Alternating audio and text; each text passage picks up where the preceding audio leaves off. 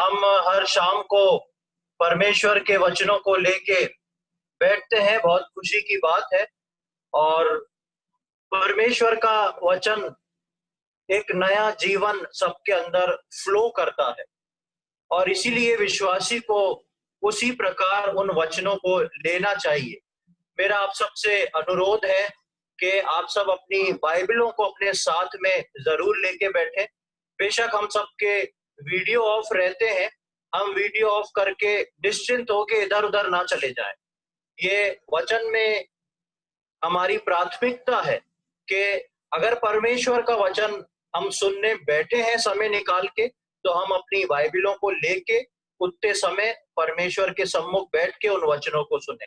परमेश्वर उन वचनों को समझने में हमारी सहायता करे।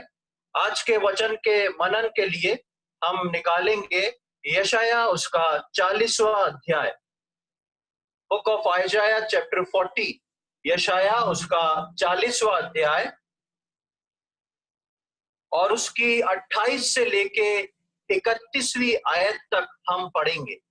यशाया चैप्टर 40 वर्सेस 28 टू 31।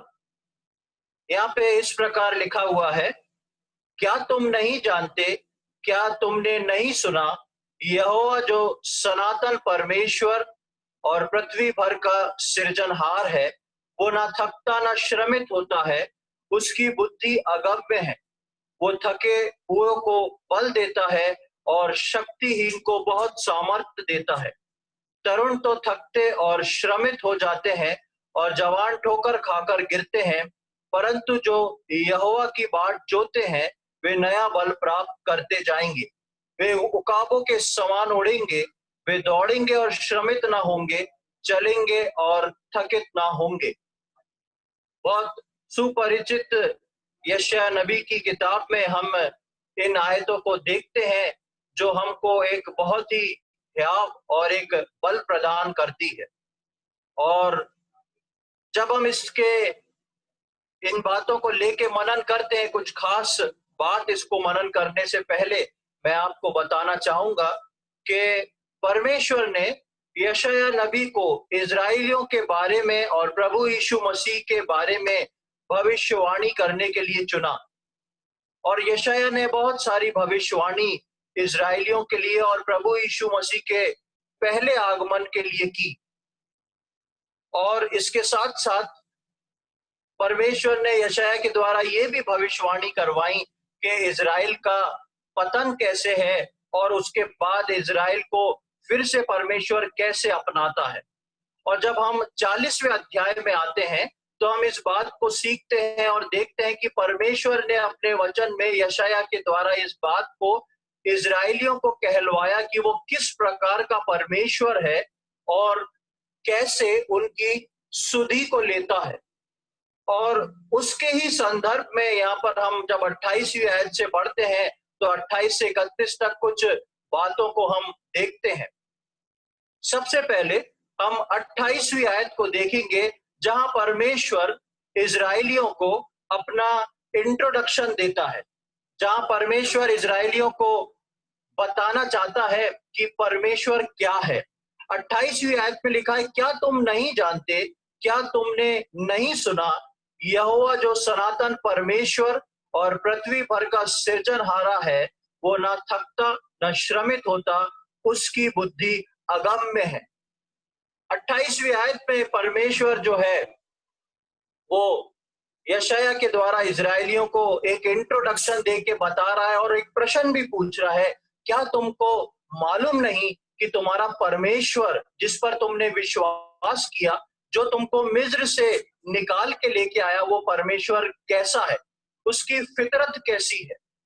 और परमेश्वर बोलता है कि वो पृथ्वी भर का सृजनहारा है और वो ना थकता है ना श्रमित होता है और उसकी बुद्धि जो है अगम्य है।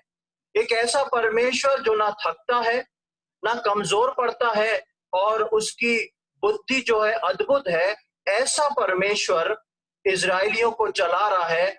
इस बात को परमेश्वर जो है यशाया नबी के द्वारा इजराइलियों को पूछता है कि क्या तुम नहीं जानते कि तुम्हारा परमेश्वर कैसा है।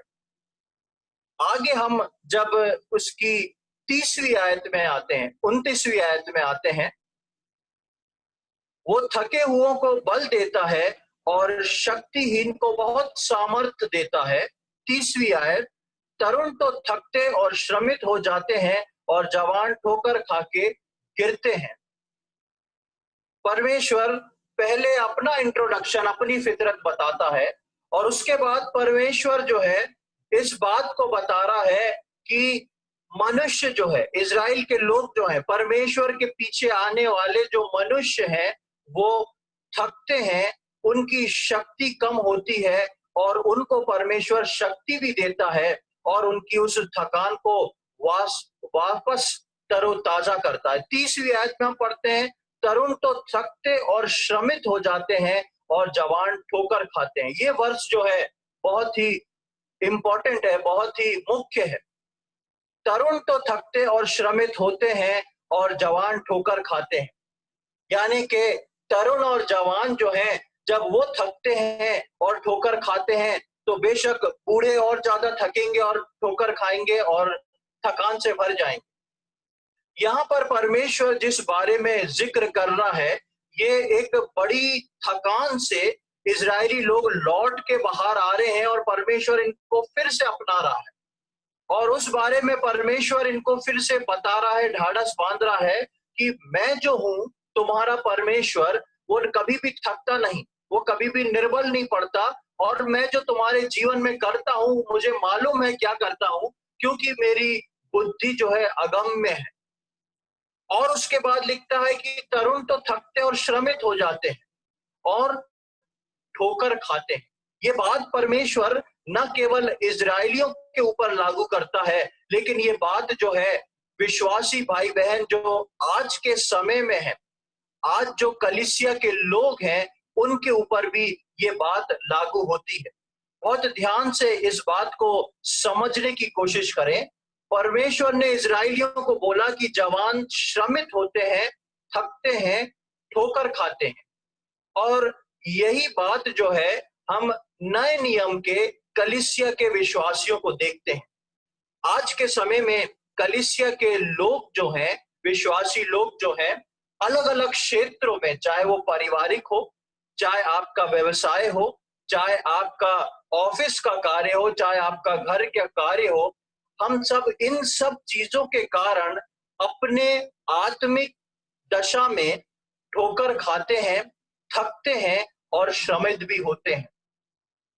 और सबसे बड़ी बात है, जब जब हम इस यशाया 40 का 31 पढ़ते हैं तो हम बहुत खुश हो जाते हैं, क्योंकि वहां लिखा है कि परमेश्वर जो है वो नया बल देता है और बोलता है तुम उकाब के समान उड़ोगे। लेकिन बहुत कम असल में विश्वासियों के जीवन में ऐसा होता है कि हर रोज वो बल प्राप्त कर सके। आज उसी बात पे हम सीखने की कोशिश करेंगे कि परमेश्वर का वचन क्या हमको बताता और सिखाता है। एक और परमेश्वर का वचन बोलता है कि तुम थकते हो, श्रमित होते हो और परमेश्वर उनको नया बल दे देता है। लेकिन बहुत से विश्वासी इस दशा में है कि हर रोज अपने जीवन में उस नए बल को महसूस नहीं कर पाते। उस आयत को पढ़ने में अच्छा लगता है, लेकिन वो बल कहाँ है जो हर रोज मिल सकता है? आज हम उस बल के कुछ सीक्रेट्स को देखने की कोशिश करेंगे। परमेश्वर का वचन बोलता है 30वीं आयत में, तरुण तो थकते और श्रमित हो जाते हैं और जवान ठोकर खा के गिरते हैं। यही बात प्रभु यीशु मसीह ने अंत के दिनों के समय में एक सिम्टम है करके इस बात को बताया। अंत के दिनों के समय में एक भविष्यवाणी और एक चेतावनी को प्रभु यीशु मसीह ने दिखाया। उसको हम पढ़ लेंगे, मत्ती उसका 24वां अध्याय और उसकी 10, 11, 12। Gospel according to Matthew chapter 24, मत्ती रचित सुसमाचार उसका 24वां अध्याय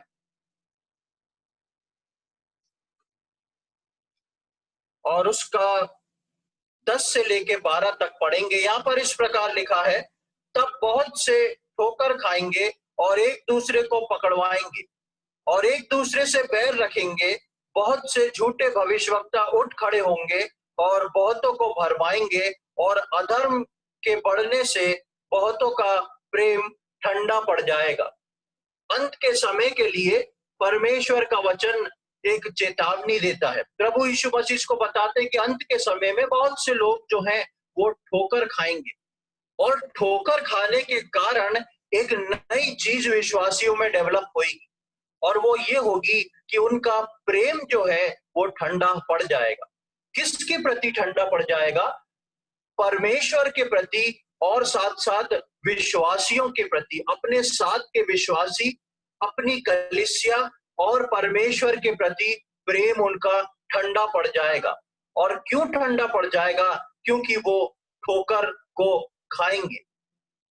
प्रभु की के लोग भी जो प्रभु की बाट जो रहे हैं, जो प्रभु के लिए एक नए जन्म और उद्धार के अनुभव में आए हैं, वो लोग जो हैं श्रमित होंगे, थकेंगे और ठोकर खाएंगे। और जब श्रमित होके थक के ठोकर खाएंगे और नया बल प्राप्त नहीं करेंगे, तब उनका प्रेम जो है वो ठंडा होता जाएगा। और प्रियो, शैतान इस समय में मेरे और आपके जीवन के पीछे लगा है कि मेरा और आपका आपस में प्रेम, और कलीसिया के प्रति प्रेम, और परमेश्वर के वचन और परमेश्वर के प्रति हमारा प्रेम जो है वो ठंडा पड़ जाए। और जब हम वचन पढ़ते हैं, प्रार्थना करते हैं और अपने रोजमर्रा के काम में निकलते हैं, तो हम इस बात को देखते हैं कि वो नया बल जो है हमारे अंदर बरकरार नहीं रहता। वो नया बल जो है हमको महसूस नहीं हो पाता, हर रोज वो नया नहीं हो पाता। लेकिन परमेश्वर का वचन यशायाह 40 में बोलता है कि उसको परमेश्वर नया कर सकता है, उसको परमेश्वर फिर से नया बल प्रदान कर सकता है, और यहाँ तक कि उकाब के समान ऊंचाइयों पे उस विश्वासी को वो उड़ा सकता है। जब हम इसकी 31वीं आयत में आते हैं, वापस हम यशायाह 40 में आएंगे।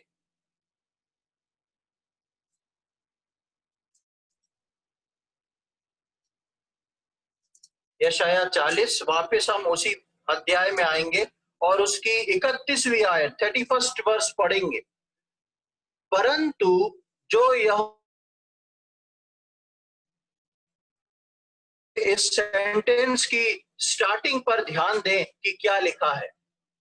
परंतु, देयरफॉर, परंतु जो यहोवा की बाट जोते हैं वे नया बल प्राप्त करते जाएंगे।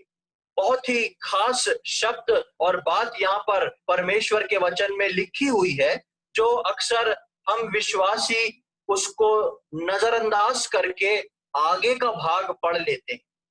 परमेश्वर 30वीं आयत में बोलता है कि तरुण तो थकते और श्रमित हो जाते हैं, जवान ठोकर खा के गिरते हैं।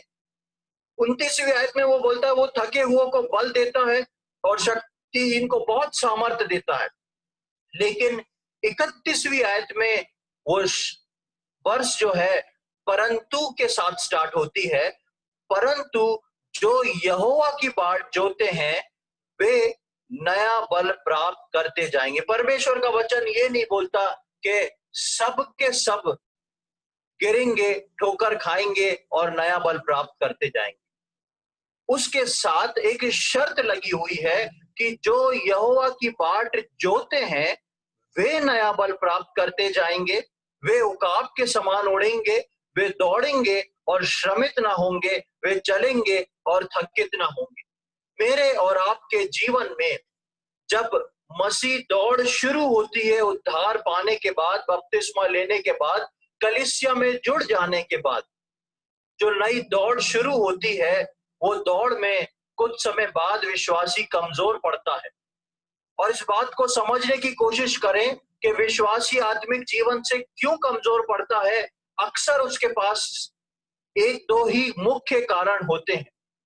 पहला कारण, वो बोलता है कलीसिया में मेरे को अच्छा नहीं लगता, कलीसिया में मेरे को वो आनंद नहीं मिलता। और दूसरा कारण, वो बोलता है कि कलीसिया के लोगों के कारण मैं ठोकर खा रहा हूं, कलीसिया के लोगों के साथ वो मेरे को अपनापन और वो प्रेम महसूस नहीं होता।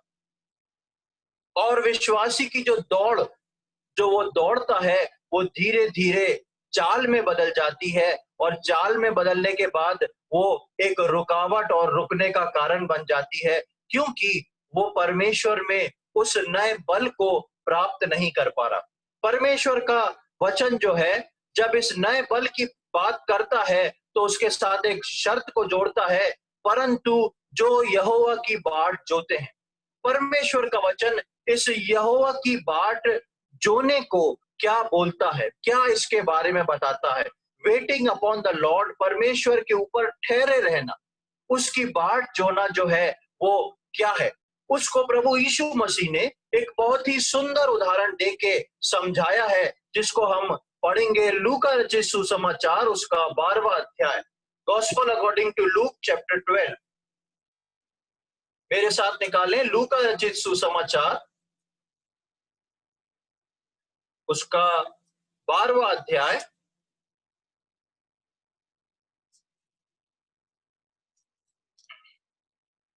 और उसका 35 से 38 तक हम पढ़ेंगे। Luke's gospel chapter 12 verses 35 to 38। यहाँ पर इस प्रकार लिखा है, तुम्हारी कमरें बंधी रहें और तुम्हारे दिए जलते रहें, और तुम उस मनुष्य के समान बनो जो अपने स्वामी की बाट देख रहे हो कि वो विवाह से कब लौटेगा, कि जब वो आकर द्वार खटखटाए तो तुरंत उसके लिए खोल दे।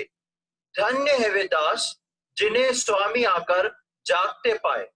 मैं तुमसे सच सच कहता हूं कि वो कमर बांधकर उन्हें भोजन करने को बैठाएगा और पास आकर उनकी सेवा टहल करेगा। यदि वो रात के दूसरे पहर या तीसरे पहर में आकर उन्हें जागता पाए तो वे दास धन्य है।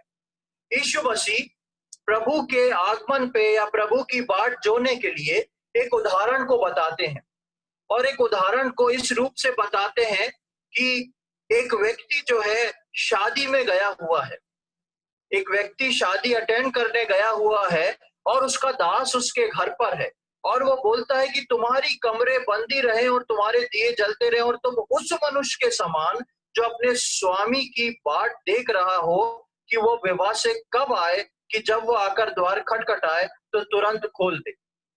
विवाह से कभी भी लौटने का समय जो है निश्चित नहीं रहता है, और एक ऐसा व्यक्ति गया है और उसका जो दास है वो घर पर इस प्रकार इंतजार कर रहा है। सबसे पहली चीज, उसकी कमर बंधी हुई है। पुराने समय में जब लोग घर से बाहर निकला करते थे तो अपनी कमर को बांध के निकला करते थे, क्योंकि पुराने समय में जो ड्रेस था वो एक गाउन टाइप का रहता था और उसको कमर में एक बेल्ट नुमा रस्सी से बांध के बाहर निकला जाता था, यानी कि घर में आने पे तुरंत जो है उस बेल्ट को खोल देते थे रिलैक्स होने के लिए।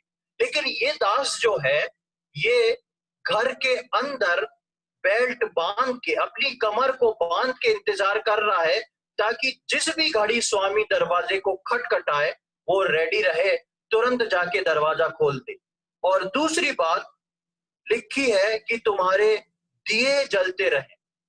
बाट जोने के दो तरीके यहाँ पर बताए गए हैं। हम यशाया नबी की किताब से सीख रहे हैं, इस बात को देख रहे हैं कि परमेश्वर उनको नया बल देने वाला है जो परमेश्वर की बाट जोते हैं। और नए नियम में हम देख रहे हैं कि बाट जोने की दो क्वालिटी है। उन दो क्वालिटी में हम देखते हैं, पहला कमर बंदी रहे और दूसरा दिए जलते रहे। ये बंदी हुई कमर और दिए किस बात को दर्शाते हैं उसको हम देखेंगे। सबसे पहले यदि हम कमर बांधने के बात को देखें तो जब हम निर्गमन की किताब उसके 12वें अध्याय में पढ़ते हैं, उसको आप सब जानते हैं, खोलने की जरूरत नहीं है।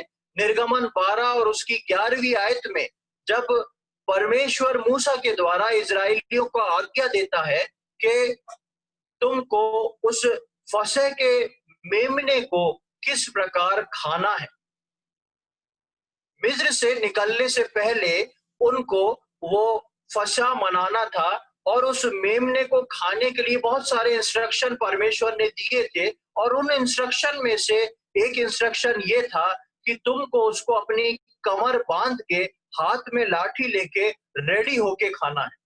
कमर का बांधना जो है एक व्यक्ति को रेडी रहना दिखाता है, यानी कि विश्वासी को हर हाल में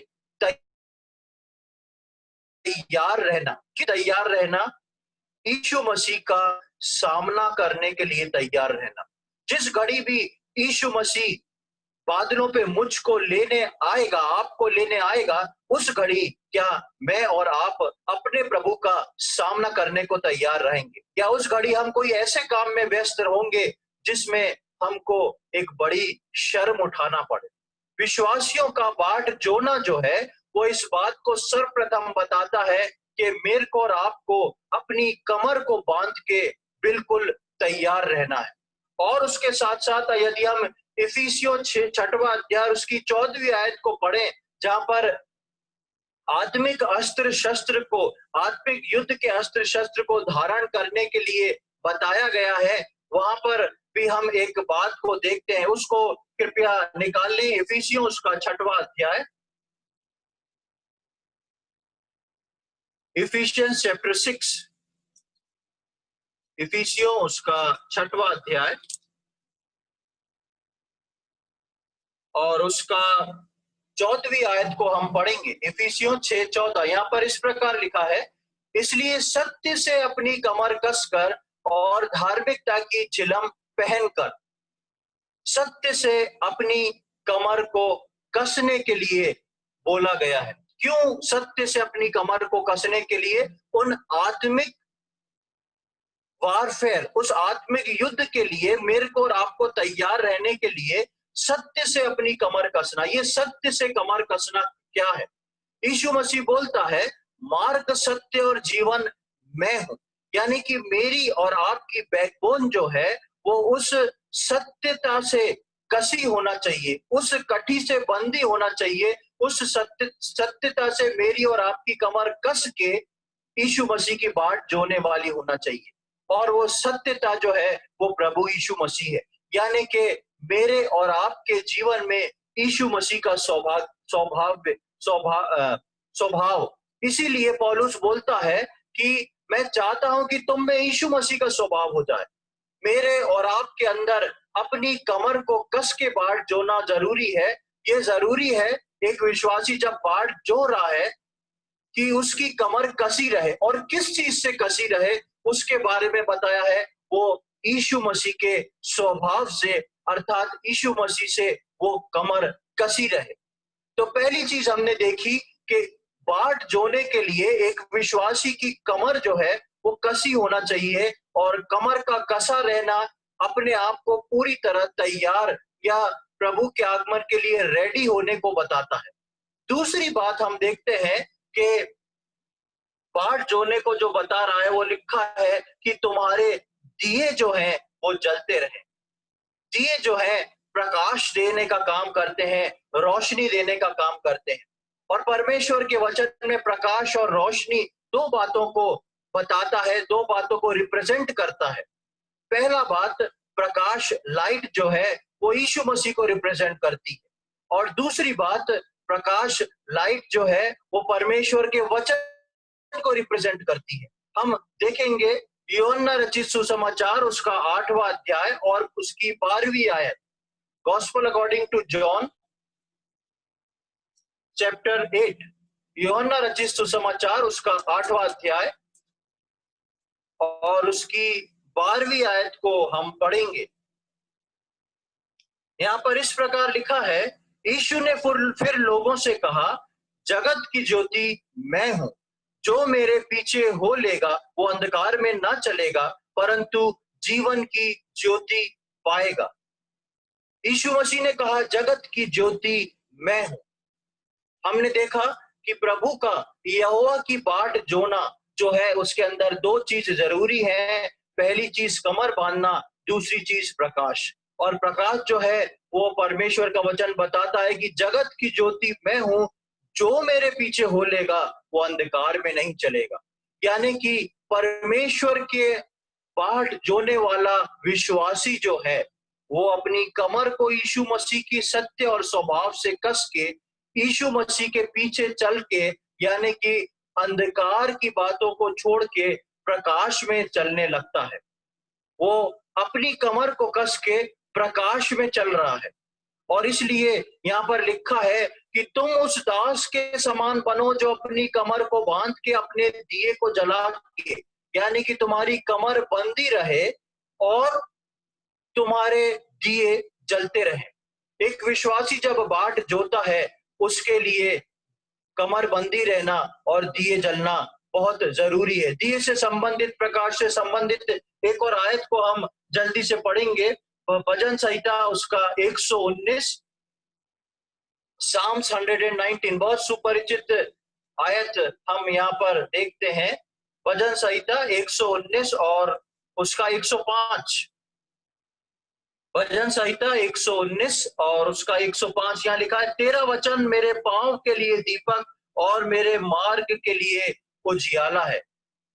पहली चीज मैंने बताया कि प्रकाश जो है यीशु मसीह को व्यक्त करता है, यीशु मसीह को बताता है। और दूसरी चीज, प्रकाश जो है, रोशनी जो है, वो परमेश्वर के वचन को बताती है। यानी कि एक विश्वासी जो बाट जोएगा, उसको प्रभु यीशु मसीह के स्वभाव के साथ, प्रभु यीशु मसीह की सत्यता के साथ, प्रभु यीशु मसीह के प्रकाश के साथ, उसको परमेश्वर के वचन को साथ में लेके चलना बहुत जरूरी है।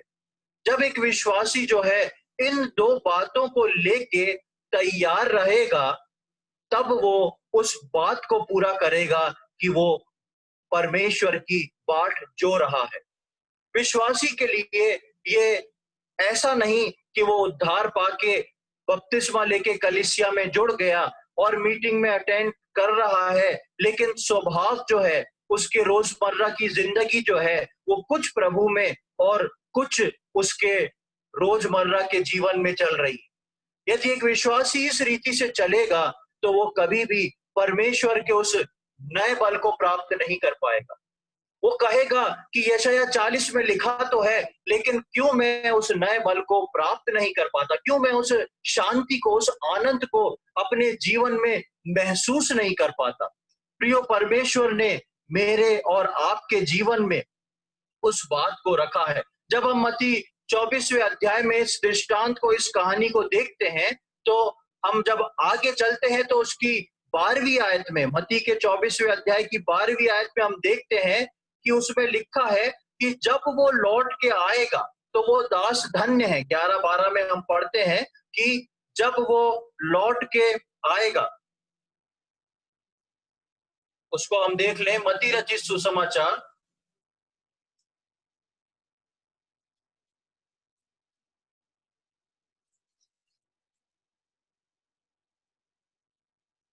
वो लूका में है, लूका 12 का 35।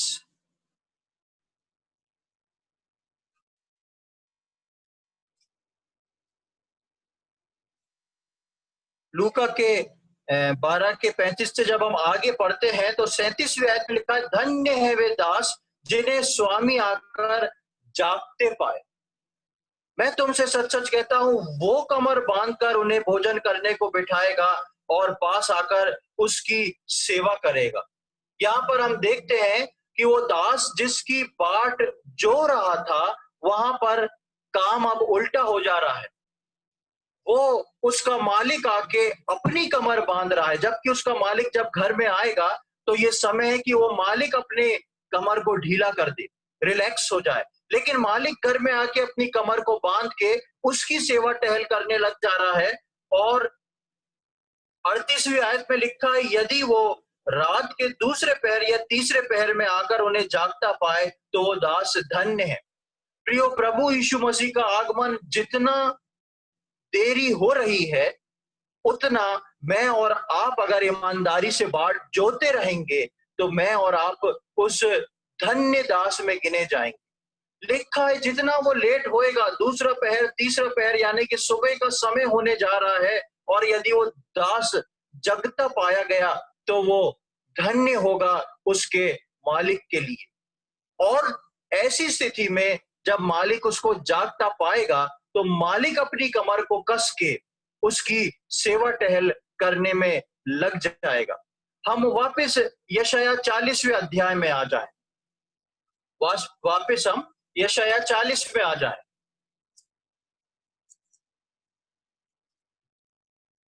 और यहाँ पर अब हम देखते हैं 31वीं आयत को, परंतु जो यहोवा की बाट जोते हैं। अब हमने नए नियम में देख लिया कि परमेश्वर की बाट जोना क्या होता है। परमेश्वर की बाट जोने के लिए हमने देख लिया कि उस व्यक्ति को अपनी कमर को बांधना है, उस व्यक्ति को अपने दिए को जलाए रखना है, यानी कि यीशु मसीह की सत्यता को लेके, यीशु मसीह के प्रकाश को लेके और वचन के प्रकाश को लेके हमको परमेश्वर की बाट जोना है। और इसलिए यहाँ पर लिखा है, परंतु जो यहोवा की बाट जोते हैं वे नया बल प्राप्त करते जाएंगे, वे उकाब के समान उड़ेंगे, वे दौड़ेंगे और श्रमित ना होंगे, चलेंगे और थकित ना होंगे। उनके लिए परमेश्वर बोलता है कि जो मेरी इस तरीके से बाट जोएंगे उनको नया बल मिलता जाएगा। इसलिए बहुत से विश्वासी हैं जिनको कलीसिया में बहुत समय हो गया, जिनको अगर आप कुछ बुरा बोले भी तो उनको बुरा नहीं लगेगा। जो नियमित तौर से आ रहे हैं, खुश हो रहे हैं, सबसे मिल रहे हैं, उनको कुछ नहीं लगता।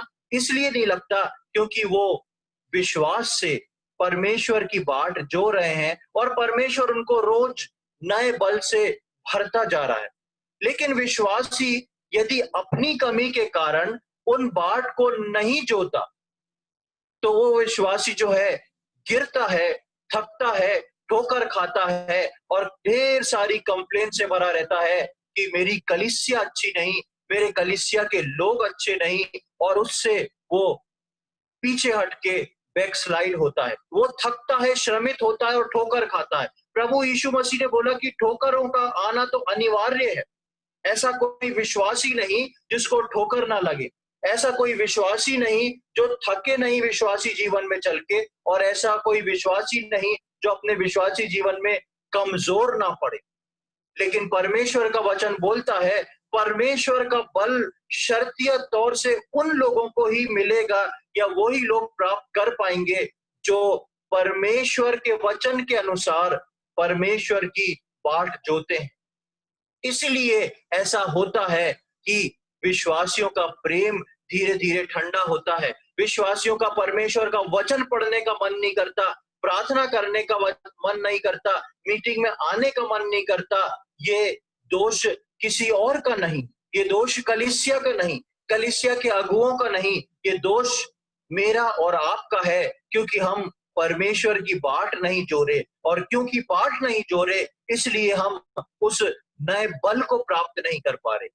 प्रियो, मुझको और आपको नया बल प्राप्त करना बहुत आवश्यक है और परमेश्वर की ओर से है। यशाया नबी की किताब में एक और सुंदर आयत को हम देखते हैं, यशाया उसका 64वां अध्याय, आइजिया चैप्टर 64। एक आयत को और देख लें, यशाया 64, यशाया 64 और उसका चौथी आयत को पढ़ेंगे। आइजिया चैप्टर 64 वर्स 4, यहाँ पे लिखा है, क्योंकि प्राचीन काल ही से तुझे छोड़ कोई और ऐसा परमेश्वर ना तो कभी देखा गया और ना कान से उसकी चर्चा सुनी गई, जो अपनी बाट जोने वालों के लिए काम करे। परमेश्वर मेरे और आपके लिए काम को करना चाहता है। परमेश्वर चाहता है कि उसकी बाट जोने वालों के लिए वो कुछ करे। परमेश्वर मेरे और आपके लिए बहुत कुछ करना चाहता है, लेकिन परमेश्वर मजबूर होता है इस कारण से क्योंकि मैं और आप उस फॉर्मूले के हिसाब से परमेश्वर की बाट नहीं जोते। और जब मैं और आप परमेश्वर की बाट उस तरीके से नहीं जो पाते, परमेश्वर उनके जीवन में उस काम को नहीं कर पाता। लेकिन जो लोग परमेश्वर की बाट इस तरीके से जोते हैं, यीशु मसीह को लेके और उसके वचन को लेके उसकी बाट जोते हैं, उनके लिए लिखा है वे दौड़ेंगे, श्रमित ना होंगे, चलेंगे और थकित ना होंगे। उनके विश्वासी जीवन में, उनके परिवार में, उनके कलीसिया में, उनके ऑफिस के काम में कैसे भी उतार चढ़ाव क्यों ना आए, उसका असर उनके आत्मिक जीवन पर नहीं पड़ सकता। क्यों नहीं पढ़ सकता? क्योंकि वो ये सारे काम जो वो कर रहे हैं, इसके साथ वो एक काम और कर रहे हैं, वो है परमेश्वर की बाट जोना।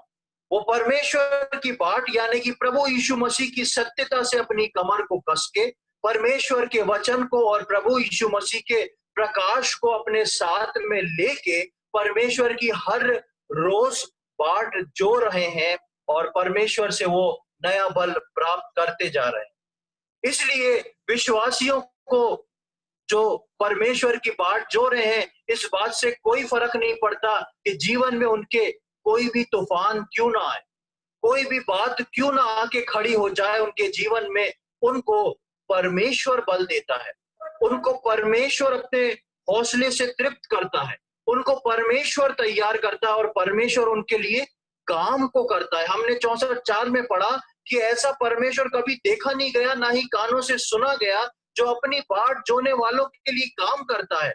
और हमने लूका रचित सुसमाचार में देखा कि यीशु मसीह बोलता है कि धन्य है वे दास जब वो उसका मालिक आए और उसे जागता हुआ पाए, और जब वो उसको आके जागता हुआ पाएगा तो वो अपनी कमर बांध के उसके लिए कार्य करना शुरू कर देगा। और उसी बात को यहाँ पर यशायाह में लिखा है कि वो अपने बाट जोने वालों के लिए काम करता है। प्रियो, परमेश्वर मेरे और आपके जीवन में काम करना चाहता है। परमेश्वर चाहता है कि मैं और आप उसकी बाट जोएं और वो मेरे और आपके जीवन में अद्भुत अद्भुत काम करे जो परमेश्वर ने मेरे और आपके लिए रखे। और इन कामों से बढ़कर भी एक और ऊंची बात है, जिस एक्सपीरियंस तक 80% विश्वासी नहीं पहुंच पाते। बहुत ध्यान से सुने, इन कामों के अलावा परमेश्वर बल देता है, वो थकते नहीं, वो चलते हैं, श्रमित नहीं होते।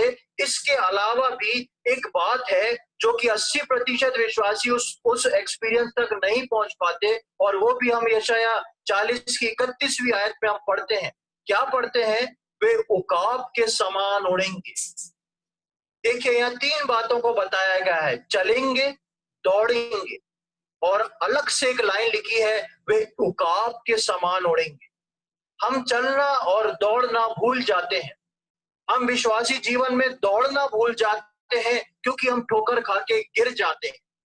लेकिन उनको जो परमेश्वर की बाट जोते हैं, परमेश्वर वापस खड़ा करके दौड़ाता है और वापस चलाता है, उनकी थकान को दूर करता है। लेकिन उससे भी ऊपर एक दूसरा एक्सपीरियंस है, तीसरा एक्सपीरियंस है, और वो क्या है?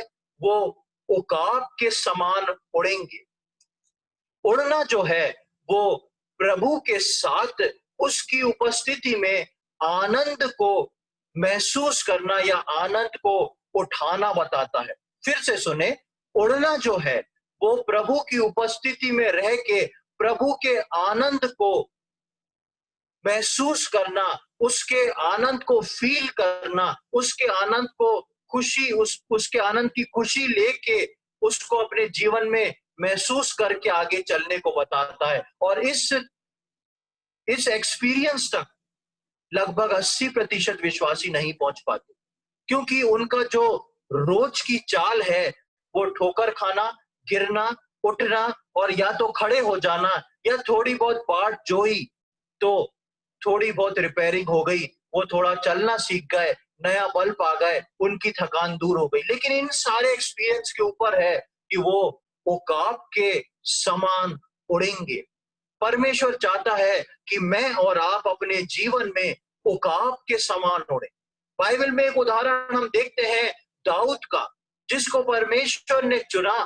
भेड़ बकरी चराने वाला एक चरवाहा आ गया, और जब परमेश्वर ने उसका अभिषेक करवा दिया शमूएल के द्वारा, तो उसके बाद से वो जंगल में भाग रहा है अपनी जान को बचा के, और उसके साथ जो लोग हैं उनको भी लेके वो भाग रहा है। कोई भी निश्चितता नहीं, उसको कुछ नहीं मालूम कि किस दिन मैं राजा बनूंगा और किस दिन मैं बनूंगा भी कि नहीं, या मेरी मृत्यु इस जंगल में हो जाएगी।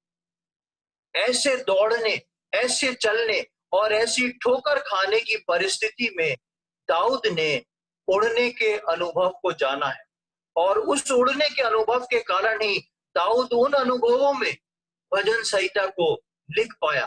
इतने सुंदर सुंदर आराधना के भजन दाऊद के अंदर से इसलिए निकल पाए क्योंकि वो अपने परमेश्वर की बाट जोते जोते उस उड़ान तक पहुंच चुका था, उस उड़ने के अनुभव में पहुंच चुका था। हम जल्दी से 2 आयतों को मैं आपके सामने पढ़ के समाप्त करूंगा।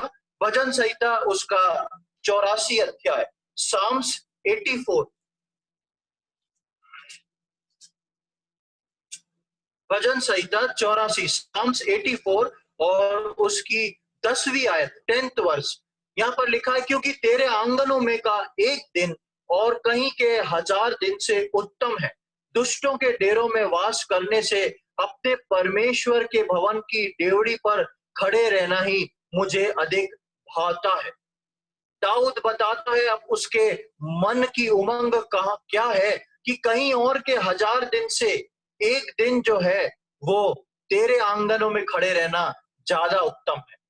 क्यों दाऊद इस आयत को बोल पाया? एक और आयत को हम देख लें, भजन संहिता 27 और उसका 4थी आयत, साम्स 27।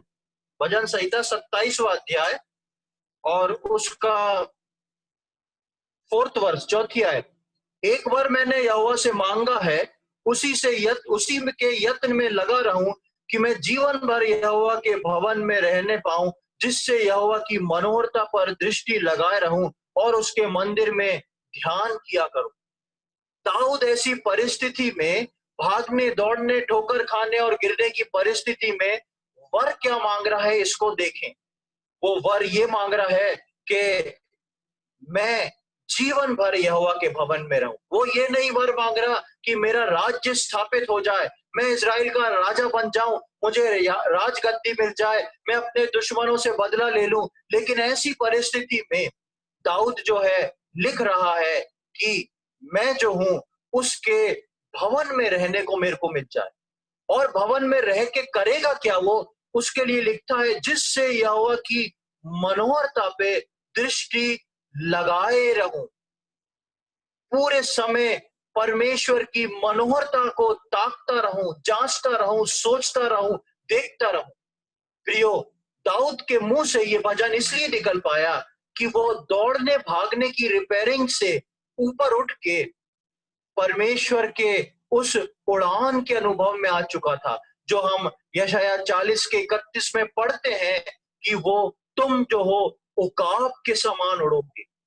आज मेरे और आपके जीवन में, हमारा जीवन इन्हीं बातों में घिरा रह गया है कि हम जो है ठोकर खा गए, हम जो है दौड़ने में थक गए, हमसे अब नहीं होता, हम दूसरे को देख के थक जाते हैं, हम दूसरे को देख के ठोकर खा जाते हैं। विश्वासी जीवन में हमको वचन समझ में नहीं आ रहा तो हम थक जाते हैं। लेकिन परमेश्वर बोलता है, आप यदि उसकी बाट जोएंगे तो वो आपको नया बल देगा।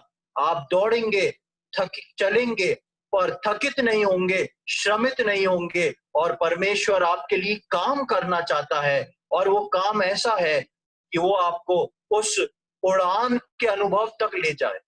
परमेश्वर आपको उस उड़ने के अनुभव तक ले जाना चाहता है। प्रियो, मैं और आप अपने जीवन में आज पीछे मुड़ के इस बात को देखें कि परमेश्वर के इन अनुभवों में हम किस अनुभव में आज एग्जिस्ट करते हैं, हम किस अनुभव में आज रुके हुए, ठहरे हुए हैं, किस अनुभव में हम खड़े हैं। क्या हम ठोकर खाते जा रहे हैं?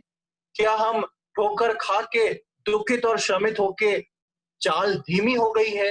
क्या हम बैठ गए हैं, या हम वापस परमेश्वर से बल प्राप्त कर रहे हैं? वो बल जो परमेश्वर ने मेरे और आपके लिए रखा है, क्या हम उसको महसूस कर रहे हैं, ले रहे हैं? और यदि ले रहे हैं तो क्या हम परमेश्वर के उस उड़ान के अनुभव तक पहुंच चुके हैं? क्या हम उस आत्मिक आनंद को अपने जीवन में महसूस करते हैं, जो दाऊद बोलता है, मैं चुपचाप बैठ के यहोवा की मनोहरता को निहारना चाहता हूं? क्या मैं और आप अपने जीवन में कुछ समय निकाल के उस अनुभव को महसूस करते हैं? उस अनुभव को क्या मैं और आप अनुभव करते हैं कि हम उसकी मनोहरता को निहार रहे हैं? हम ना प्रार्थना कर रहे हैं, हम ना बाइबल पढ़ रहे हैं, आंख बंद करके अपने प्रभु की मनोहरता को निहार रहे हैं।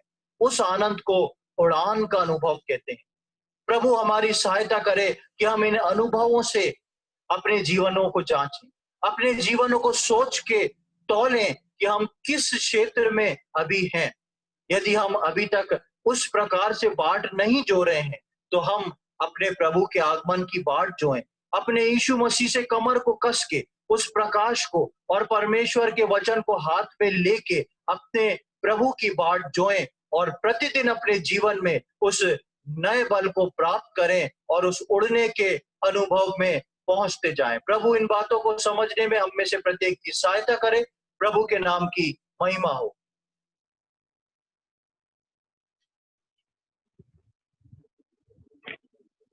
धन्यवाद राजीव भैया, गंभीर बातों को हम सुन रहे थे। किस प्रकार